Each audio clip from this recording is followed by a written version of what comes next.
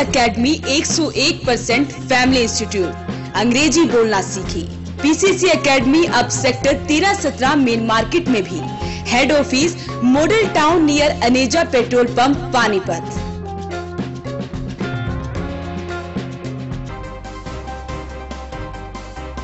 संसाधनों की कमी से करोड़ों रुपए से बने सिविल अस्पताल में बच्चों की हो रही है मौत, सरकार नहीं ले रही संज्ञान। सोनीपत और करनाल लोकसभा के नवनियुक्त प्रभारी पहुंचे पानीपत, चुनाव जीतने को लेकर दिए टिप्स। आम आदमी पार्टी द्वारा सुखबीर मलिक को आप व्यापारी संगठन का बनाया गया अध्यक्ष। मौत की साए में रहने को मजबूर किसान, घर की छत के ऊपर लगा हुआ है ट्रांसफार्मर। सनोली यमुना बॉर्डर पर एसपी के आदेश पर पुलिस द्वारा नाकेबंदी कर की गई वाहनों की जांच। महात्मा गांधी की 71वीं पुण्यतिथि पर नागरिक मंच एवं गांधी स्मारक निधि द्वारा किया गया कार्यक्रम का आयोजन। पानीपत से हो इस बार सांसद पद का उम्मीदवार जिमखाना में हुई मीटिंग। पूर्व पार्षद के पति द्वारा फिरौती नहीं देने पर मिली जान से मारने की धमकी, पुलिस में दी शिकायत। ट्रक की चपेट में आने से 30 वर्षीय युवक की हुई मौत, जांच में जुटी पुलिस। नमस्कार, वॉइस ऑफ पानीपत में आपका स्वागत है। इस वक्त आप देख रहे हैं पानीपत दनादन और मैं हूं आपके साथ सोनम। तो चलिए शुरुआत करते हैं आज की गतिविधियों की। करोड़ों रुपए लगवाकर जीटी रोड पर नागरिक अस्पताल तो बनवा दिया गया, लेकिन संसाधनों की कमी के चलते आए दिन कोई न कोई हादसा होता ही रहता है। वेंटिलेटर की कमी की वजह से सिविल अस्पताल में सोमवार रात 3 बच्चों की मौत हो गई। सिविल हॉस्पिटल के एसएनसीयू वार्ड में वेंटिलेटर नहीं होने की वजह से सोमवार रात 3 नवजात शिशुओं की मौत हो गई। वार्ड में वेंटिलेटर न होने के कारण डॉक्टरों ने तीनों बच्चों को एम्बू बैग से कृत्रिम सांस दी, लेकिन बच्चों को बचाया नहीं जा सका। वेंटिलेटर नहीं होने से एसएनसीयू में हर साल बच्चों की मृत्यु का ग्राफ बढ़ता जा रहा है। साल 2018 में 33 नवजात बच्चों की मौत हुई थी। 351 को रेफर करना पड़ा था।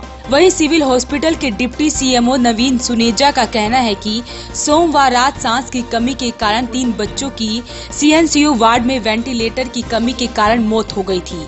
3 बच्चों को सांस की कमी थी, जिसके बाद वार्ड में वेंटिलेटर न होने के कारण उन्हें रेफर करना पड़ा, लेकिन बच्चों के परिजनों ने बच्चों को दूसरे अस्पताल में ले जाने से मना कर दिया और वहीं पर बच्चों का उपचार करने की जिद की, लेकिन हॉस्पिटल में वेंटिलेटर की कमी के कारण बच्चों की मौत हो गई।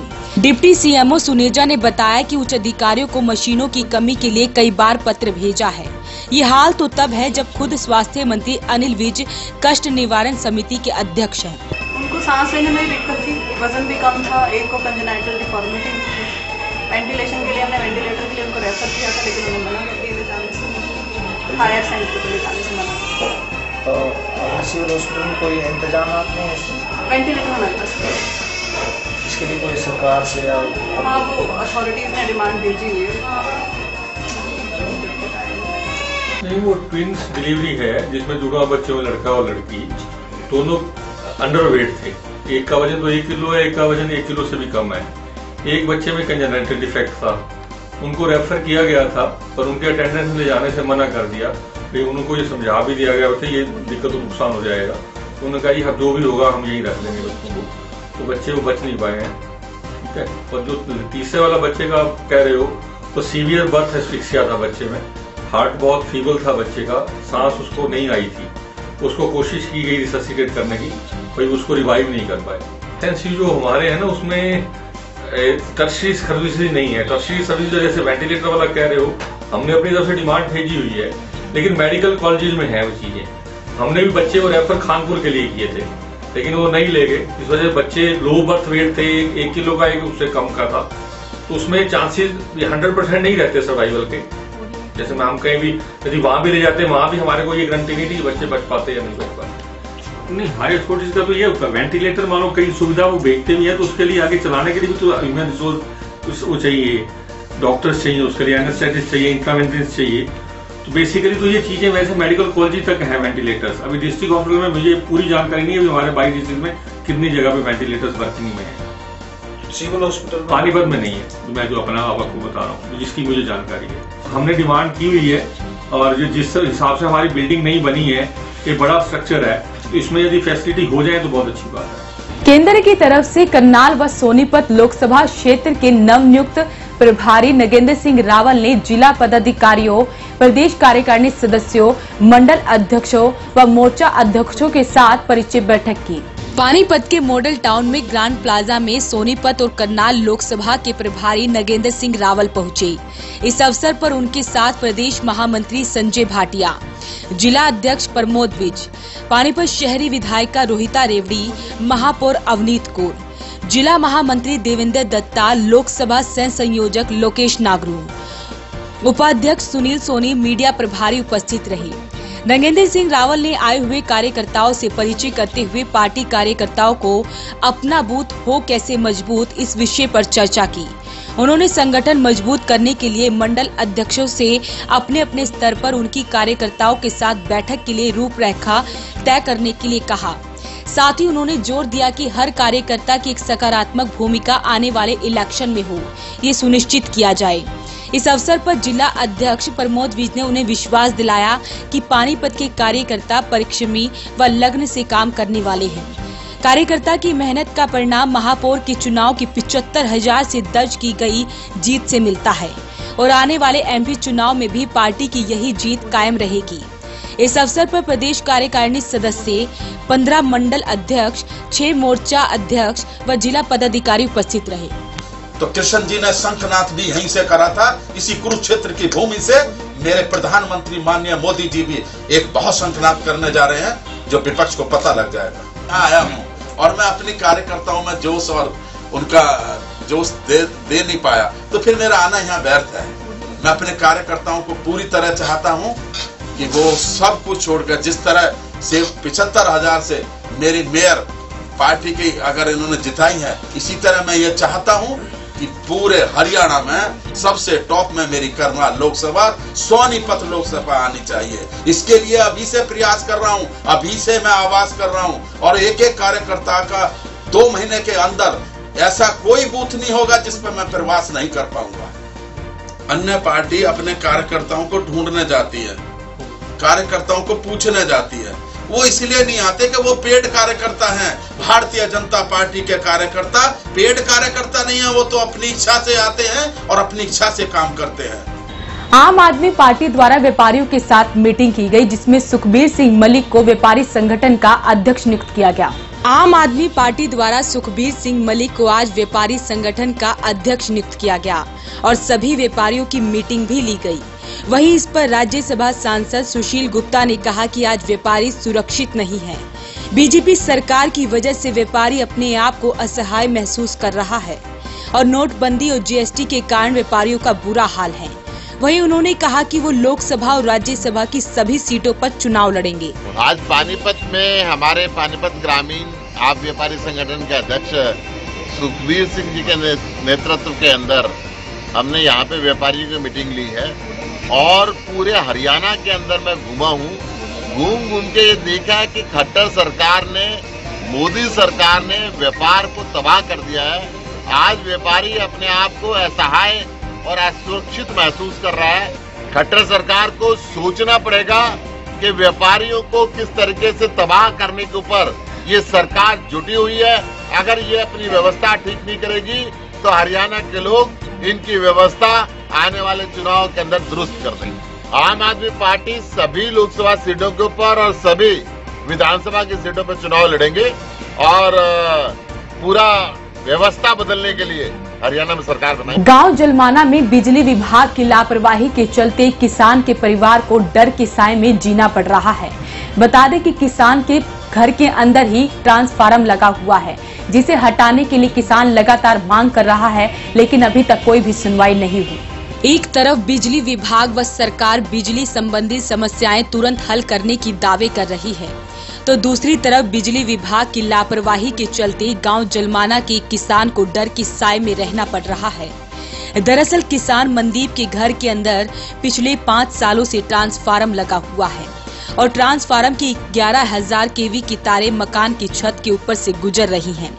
इतना ही नहीं, आए दिन बिजली ट्रांसफार्मर में चिंगारी उठती रहती है और 2 बार उसके मकान की छत पर 11,000 केवी की तार टूटकर गिर चुकी है। वहीं किसान मनदीप का कहना है कि घर के अंदर लगे ट्रांसफार्मर से परिवार की जान का जोखिम बना हुआ है और वो लगातार बिजली विभाग को ट्रांसफार्मर हटाने की मांग कर रहे हैं, लेकिन कोई भी सुनवाई नहीं हो रही है। गांव जलवाना में हमारे घर के अंदर ट्रांसफार्मर और लाइन है 11,000 वोल्टेज। इसके नीचे हमें इसकी शिकायत एसडीओ छाजपुर को 2 साल से हम लगाते आ रहे हैं और घर में नीचे पशु भी बंधे हुए हैं। कई सालों से इसमें दिक्कत भी हो रही है, जैसे कई बार तार टूट जाती है तो जान जाने का खतरा रहता है। तो मेरी यही आपसे रिक्वेस्ट है कि इसको जल्दी से जल्दी हटाया जाए और इस पर कार्रवाई करी जाए ताकि हमारी पशुओं की लाइफ भी सेफ है और हम भी बच सकें। छत के ऊपर से 11,000 वोल्टेज इधर से जा रही है, एक उधर से आ रही है सर। ये खेतों वाली लाइन है। ये टूट भी गया था तार? हाँ, ये 2 तारे टूट गए थे पिछले बारिशों में, अभी बारिश हो रही थी जो, तो उनमें बच भी गए थे हम। ये तार टूट के पीछे गिर गए थे। बचाओ लाइन चालू थी, चालू लाइन में टूटे।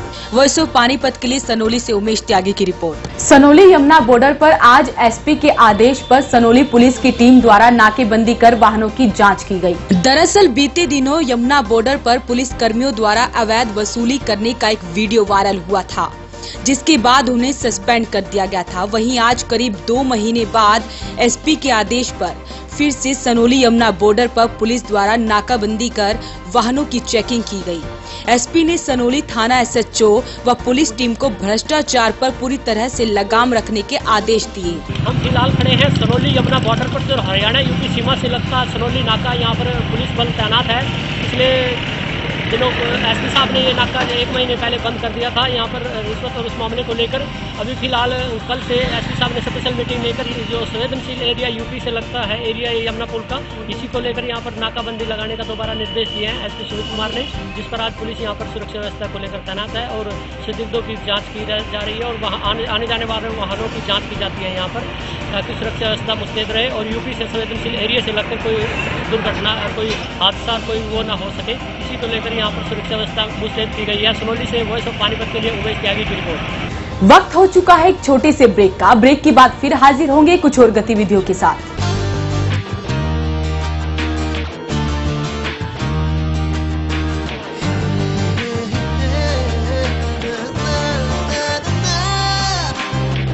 Add colors to your learning, life will be shining.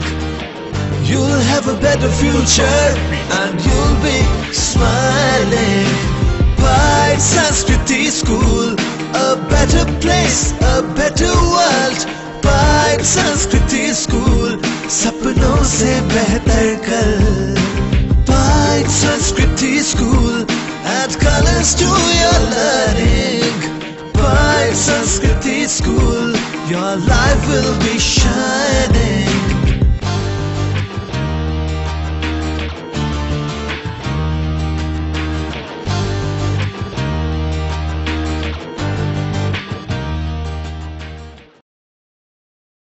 Mahatma Gandhi की 71वीं पुण्यतिथि पर नागरिक मंच एवं गांधी स्मारक निधि पंजाब, हरियाणा और हिमाचल प्रदेश के तत्वाधान में एक सभा का आयोजन किया गया, जिसमें सभी ने उनके आदर्शों पर चलने का संकल्प लिया। पानीपत के ऐतिहासिक किले पर आज महात्मा गांधी की 71वीं पुण्यतिथि पर नागरिक मंच एवं गांधी स्मारक निधि पंजाब, हरियाणा एवं हिमाचल प्रदेश के तत्वाधान में एक सभा करवाई गई, जिसमें राष्ट्रपिता महात्मा गांधी और शहीदों को श्रद्धांजलि दी गई और उनके आदर्शों पर चलने का संकल्प भी लिया गया। गांधी जी की आज पुण्यतिथि है। हर वर्ष हम यहाँ किले पर पानीपत नागरिक मंच, खादी आश्रम और गांधी स्मारक निधि पर्टिकुलर जो हेड ऑफिस है वो संस्था सारे मिलके बनाते हैं। खादी संस्थाएं भी होती है और पानीपत से शहर के लोग भी आते हैं और विभिन्न स्कूलों के बच्चे भी आते हैं। पुण्यतिथि को यहाँ मनाते हैं। 1 घंटा चरखा कताई करते हैं हमारे कार्यकर्ता और इसके बाद गांधी जी को जो लोग हैं अपनी अपनी श्रद्धांजलि देते हैं, गांधी जी को स्मरण करते हैं, उनके रास्ते जो बता रखे हैं उन पर चलने का संकल्प लेते हैं। लोकसभा चुनाव से पहले एक बार फिर पैराशूट से उतारे गए उम्मीदवार का विरोध होना शुरू हो गया है।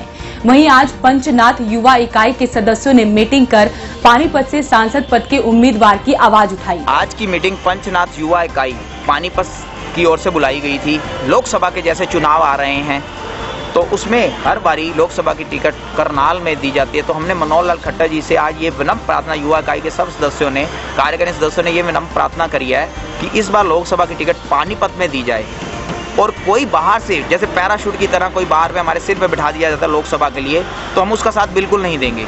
और पानीपत में पंजाबी समुदाय 70-80% है और सब समाज को लेकर चलता है और काफ़ी संस्थाएं चला रहा है। तो हमने ये आज निवेदन किया है कि उसमें पंजाबी समुदाय को लोकसभा की टिकट दी जाए और जो बेदागी हो, ये नहीं कि किसके चेहरे को दी जाए, जो बेदागी हो, भ्रष्टाचारी ना हो, उसको टिकट दी जाए। पहले उन्होंने अवनीत कौर को दी और हमने 74,000 वोटों से उसको विजयी भव करवाया, सब समाज ने मिलकर। अब हम यही चाहते हैं कि ऐसे ही पानीपत लोकसभा की सीट, जैसे बहुत समस्याएं हैं हमारे को, गुंडागर्दी नहीं यहाँ होनी चाहिए क्योंकि अरबों रुपए का हम टैक्स दे रहे हैं, कोई गलत चीज़ नहीं होनी चाहिए, सफाई के लिए बहुत सारी ऐसी चीज़ें हैं जो हमारे लिए हमारे कार्य नहीं हो पा रहे। तो हम इसलिए चाहते हैं कि एक बार इस बार पानीपत को ये मौका दिया जाना चाहिए। आज ये पंचनद युवा इकाई जो हमारे प्रधान जी विक्की कटियाल जी पानीपत जिलाध्यक्ष है, इनकी अगुवाई में जो आज यहाँ मीटिंग हुई है, इसका मेन मोटिव यही है कि जो यहाँ के पंजाबी लोग हैं उनको आने वाले लोकसभा की टिकट उनको मौका दिया जाए कि ताकि जो पंजाबियत हमारी जो यूनिटी है ये मजबूत होए। और पानीपत में आपको पता है पंजाबी किस दिल जान से, अभी पीछे भी आपने देखा कि अवनीत कौर को 74,000 वोटों से जिता के लाए हैं। तो हमारी आपके माध्यम से ये मनोहर लाल खट्टर सरकार से बेनती है कि इस बार जो ये मौका है ये पंजाबियत को दिया जाए और पानीपत के पंजाबी को ये मौका दिया जाए। पंजाबियों को यहाँ बहुत तगड़ा गढ़ है पानीपत में, पानीपत करनाल। तो पीछे भी आपने देखा होगा कई बार पैराशूट उतार के कभी बाहर के बंदे को टिकट दी जाती है और वो जिसको ये भी नहीं पता कि कई कुछ क्षेत्र कहाँ है, कुछ क्षेत्र कहाँ का है। जो यहाँ का लोकल बंदा होगा उसको हर क्षेत्र का पता होगा, हर दुख तकलीफ का पता होगा। वार्ड 16 के पूर्व पार्षद के पति रामचंद्र कादियान ने आरोप लगाया है कि उनसे कुछ लोगों ने फोन कर फिरौती की मांग की थी, लेकिन फिरौती नहीं देने पर उन्हें जान से मारने की धमकी दी गई है, जिसकी शिकायत उन्होंने आज सेक्टर 29 के पुलिस थाने में दी। रामचंद्र कादियान का कहना है कि नवंबर महीने में एक युवक ने कॉल कर उनसे रंगदारी मांगी, लेकिन किसी भी व्यक्ति से कोई लड़ाई झगड़ा ना होने पर इस पर कोई ध्यान नहीं दिया। दिसंबर महीने में फिर से उनसे 2 बार कॉल कर फिरौती मांगी गई। युवक ने अपना नाम नंदू काबड़ी बताया और कहा कि वह इसराना का रहने वाला है। पार्षद पति का कहना है कि इसकी रिकॉर्डिंग उनके पास है, लेकिन किसी व्यक्ति से उनका कोई विवाद व रुपए का लेन देन नहीं है, इसलिए उसने घटनाओं पर गौर नहीं किया। कादियान ने बताया कि बीते सोमवार फिर से 2 युवकों ने उन्हें रोककर फिरौती न देने पर जान से मारने की धमकी दी, जिसके बाद रामचंद्र कादियान ने इस सारे मामले की शिकायत सेक्टर 29 चौकी में दी। ये करीब 2-2.5 महीने से घटना चल रही है। मेरे पास एक फोन आया था, भाई हमें पैसे दे दो। तो मैंने पूछा भाई किस चीज के पैसे, कौन तुम? आपने गलत नंबर डायल कर लिया, किसी से पैसे लेने तो अपना वहाँ फोन कर लो। तो वे सारी बात जानते थे, मैंने कहा हमने सही जगह पे फोन किया, तेरे हिसाब किताब कर, हमारा नाम तेरा हिसाब किताब कर देंगे। मेरा किसी के साथ विवाद तो था नहीं, ना मैंने आज तक किसी के साथ ऐसी कोई वार्तालाप हुई, ना मेरा कोई सिस्टम। तो मैंने इग्नोर कर दिया बात में, किसी ने खा पी के कर दिया होगा फोन, कोई ड्रिंक विंक कर रहा होगा लड़का कर दिया होगा, कोई बात नहीं। मैं इस चीज़ को इग्नोर करता रहा। तो बीच में फिर 1-2 छोटी मोटी घटना हुई, मैंने भी उनको भी इग्नोर कर दिया। मैं छोड़, किसी से क्या विवाद है जब अपना है नहीं, तो क्यों बढ़ावा किसी के साथ विवाद। फिर कुछ ऐसा ही 13 दिसंबर की रात को भी हुआ था, इलेक्शन के दौरान, रात को करीब 11:30 बजे ही 13 दिसंबर को। तो मैंने भी उसको इग्नोर कर दिया। मैं भी ये बात किसी को कहोगा तो इलेक्शन स्टंट बन जाएगा, लोग मजाक बनाएंगे तरह कि ये चुनाव में फायदा लेने के लिए, सहानुभूति लेने के लिए ऐसा काम कर रहा है। तो मैं उस बात को भी इग्नोर कर गया। फिर 24 दिसंबर को रात को 8:30 बजे अनाज मंडी के बीच में भी मेरे साथ ऐसी ही घटना हुई। कुछ 2 बाइक सवार आए लड़के आए, उन्होंने मेरे पीछे से गाड़ी पीटी, हाथ मारे 3-4 बार जोर जोर से, डिग्गी पे बाइक पे थे वे। तो मैं वहां से भी निकल गया, मैं कोई ड्रिंक वगैरह कर रहा होगा। अनाज मंडी में ऐसी छोटी मोटी घटनाएं होती रहती है। सोमवार को मैं करीब 4 बजे के आसपास मेरे ताऊ जी के लड़के का फोन आया, वो BBMB में SDO है। तो मैं उससे बात करके अपने घर चला गया, तो मेरा फ़ोन स्विच ऑफ हो गया। तो मैं घर फ़ोन लगा के उसको घर पे अपने चार्जिंग लगा के मैंने सोचा चल थोड़ा विकास नगर घूमा, 1-1.5 घंटा, फिर अपना सर्दी का टाइम है और टाइम से घर आ जाइए। तो मैं 16-17 नंबर गली के पास CSF रोड पे पहुंचा तो 2 पीछे से बाइक सवार लड़के आए, बुलेट मोटरसाइकिल थी, रंग सिल्वर था बुलेट का, और बुलेट पे पीछे ना बड़े बड़े अक्षरों में 23 नंबर लिखा हुआ था। तो 2 लड़के उधरे, एक ने मंकी कैप डाल रखा था जो पीछे बैठा था, जो आगे चला रहा था उसने काला हेलमेट डाल रखा था। तो उस जो मंकी कैप वाला लड़का है वो नीचे उतरा अचानक, तो उसने मेरे को रोका। मैंने सोचा किसी का रास्ता पूछते हो गए, मैंने रोक ली। तो उन्होंने मेरे को कहा भाई तेरे कानों में मैल है क्या, हमने तेरे पास कई बार फोन भी कर लिया, मैसेज भी कर लिए, 1-2 बार तेरे को हिंट भी दे ली, तो तेरे समझ में नहीं आता क्या, तो सुन समझी कर रहा तुम्हारी बात ना जीना नहीं तना, जीना तो 10 लाख रुपए दे हमारे पास, अगर जो 10 लाख रुपए नहीं दिए तो तेरे गोलियां मार देंगे। और फिर कमा लिए तू जिंदगी में पैसे बड़ी कि जीवन बड़ा, हम तेरे को समझाने आए हैं, पहले 10 लाख रुपए दे अपना पीछा छुड़ा, और शुक्रवार तक का टाइम है तेरे पास, शुक्रवार एक दिन लास्ट फोन आएगा तेरे पास, उसके बाद कोई फोन कॉल नहीं आंदा, फिर तेरा सिस्टम ही खत्म कर देंगे। अभी कहते तो अभी तेरा इंतजाम करके जावा, अभी तेरा हिसाब किताब क्लियर करें या तो तुम्हारे साथ कर ले। तो मैंने इस बारे में अपनी 29 सेक्टर चौकी में दरखास्त दी है कि मेरे साथ इंसाफ होना चाहिए, पता लगाना चाहिए भाई कौन वे लड़के हैं। वहीं इस मामले में सेक्टर 29 के प्रभारी सत्यनारायण का कहना है कि रामचंद्र कादियान की तरफ से शिकायत आई है कि कुछ लोग उनसे फिरौती की मांग कर रहे हैं और फिरौती न देने पर जान से मारने की धमकी भी दे रहे हैं। फिलहाल सारे मामले की जांच की जा रही है। ये XMC रामचंद्र ने एक लिखित दरखास्त दी है, जो 2 महीने के करीब पहले इसको मोबाइल पर धमकी मिली थी, और परसों कोई गोल्ड मोटरसाइकिल वाला ने पर्सनली मिलकर इनको किया था, वो पैसे का हिसाब किताब कर लिया। ये दरखास्त के संबंध में FIR दर्ज कर दी है, आगे जो कार्रवाई होगी अमल में लाई जाएगी। शहर में सड़क हादसे थमने का नाम ही नहीं ले रहे। आज गोहाना रोड पर स्थित मेहराना गांव के पास 30 वर्षीय युवक की सड़क हादसे में मौत हो गई। जानकारी के अनुसार मृतक का नाम सोहन लाल था और वह गांव बुढ़शाम का रहने वाला था। सोहन की उम्र 30 साल थी और वह पानीपत में प्राइवेट नौकरी करता था। सोहन के भाई सुरेंद्र ने बताया कि सुबह सोहन घर से नौकरी पर जाने के लिए निकला था, लेकिन महाराना गांव के पास ट्रक की चपेट में आने से सोहन की मौत हो गई, जिसके बाद पुलिस ने मौके पर पहुंचकर मामला दर्ज कर कार्रवाई शुरू कर दी है। सुबह ये जा रहा था ड्यूटी पे और अपना ड्यूटी पे जा रहा था, तो रास्ते में अपना मडाना चौक पे उसके साथ हादसा हो गया। क्या हादसा कैसे हुआ, किसी ने बताया कुछ, क्या हुआ मौके पे? मौके पे यही हुआ जो बाकी ट्रक के साथ हुआ है, पुलिस आई थी मौके पे, पुलिस ने उठवाया वहाँ से। आज की गतिविधियों में बस इतना ही। जुड़े रहिए वॉइस ऑफ पानीपत के साथ। नमस्कार। Sponsor by RP Welter multi speciality hospital Gharaunda. Phone number 7418000000। Associate partner of Jaipur golden hospital Delhi. हर प्रकार के पुरुष व स्त्री रोगों का इलाज उपलब्ध है। 20 साल की एम्स रिटायर तजुर्बेकार डॉक्टरों की टीम द्वारा आंखों, दांत, सर्जरी, डिलीवरी, फिजियोथेरेपी व मोतियों का सफल इलाज। Complete body checkup only on 900 rupees. Fashion gallery Panipat में मोबाइल का सबसे बड़ा शोरूम। अब बजाज और कैपिटल का कार्ड लाएं और कोई भी मोबाइल 0% डाउन पेमेंट पर घर ले जाएं। GT road opposite Palika Bazaar near Punjab National Bank Panipat. Phone 9813030600। Balaji electronics, कोई भी प्रोडक्ट आसान किस्तों पर उपलब्ध। LG, Samsung, Godrej, Carrier, Daikin, authorised dealer. ASM RO all model available. Oppo, Vivo, Samsung, Apple mobile भी उपलब्ध। Phone 9812214543। GT road near Federal Bank Panipat. LK Honda, Gohana road Panipat. बेटी बचाओ बेटी पढ़ाओ स्कीम के तहत केवल 101 रुपए डाउन पेमेंट पर आधार कार्ड व बिजली बिल लाएं और कोई भी गाड़ी ले जाएं। LK Honda, Gohana road Panipat, Asandh road Panipat व GT road Samalkha. Lord Shiva enterprises, अपने आप में एक पहचान। Near hotel west Panipat.